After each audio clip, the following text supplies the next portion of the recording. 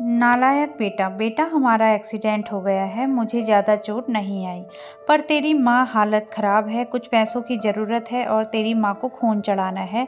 62 साल के माधव जी ने अपने बड़े बेटे से फ़ोन पर कहा, पापा मैं बहुत व्यस्त हूँ आजकल, मेरा आना नहीं हो सकेगा, मुझे विदेश में नौकरी का पैकेज मिला है तो उसी की तैयारी कर रहा हूँ।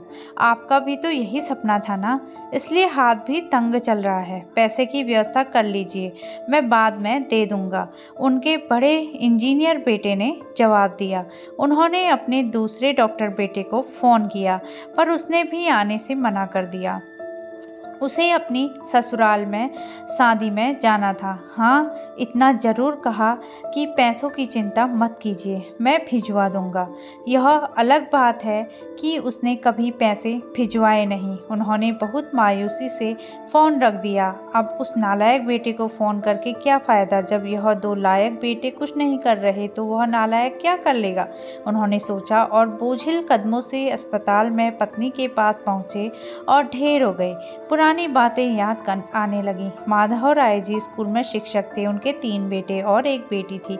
बड़ा इंजीनियर और मझला डॉक्टर था। दोनों की शादी बड़े घराने में हुई थी। दोनों अपनी पत्नियों के साथ अलग अलग शहरों में रहते थे। बेटी की शादी भी उन्होंने खूब धूमधाम से की थी।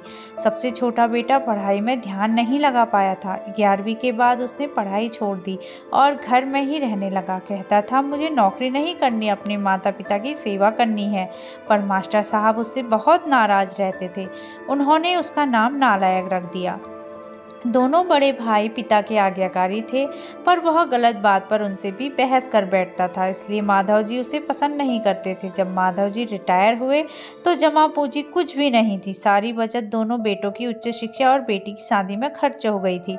शहर में एक घर, थोड़ी जमीन और गांव में थोड़ी जमीन थी। घर का खर्च उनके पेंशन से चल रहा था।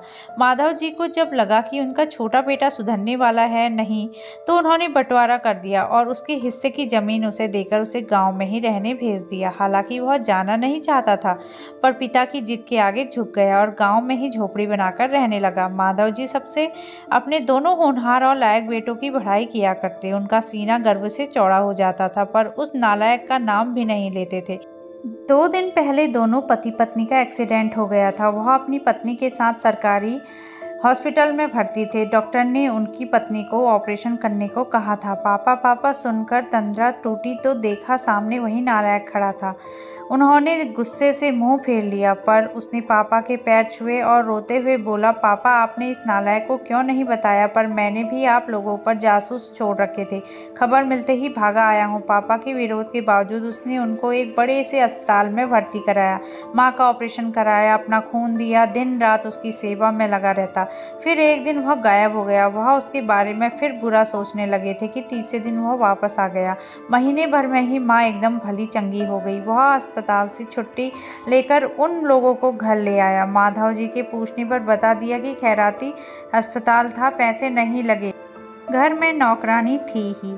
वह उन लोगों को छोड़कर वापस गांव चला गया। धीरे धीरे सब कुछ सामान्य हो गया। एक दिन यूं कि उनके मन में आया कि उस नालायक की खबर ली जाए। दोनों जब गांव के खेत पर पहुंचे तो झोपड़ी में ताला देखकर चौंकी। उनके खेत में काम कर रहे आदमी से पूछा तो उसने कहा, यह खेत अब मेरे हैं क्या? पर यह खेत तो, उन्हें बहुत आश्चर्य हुआ। हाँ, उसकी माँ की तबीयत बहुत खराब थी तो उसने सारे खेत बेच दिए। वह रोजी रोटी की तलाश में दूसरे शहर चला गया है, बस यह झोपड़ी रह गई है, यह रही उसकी चाबी।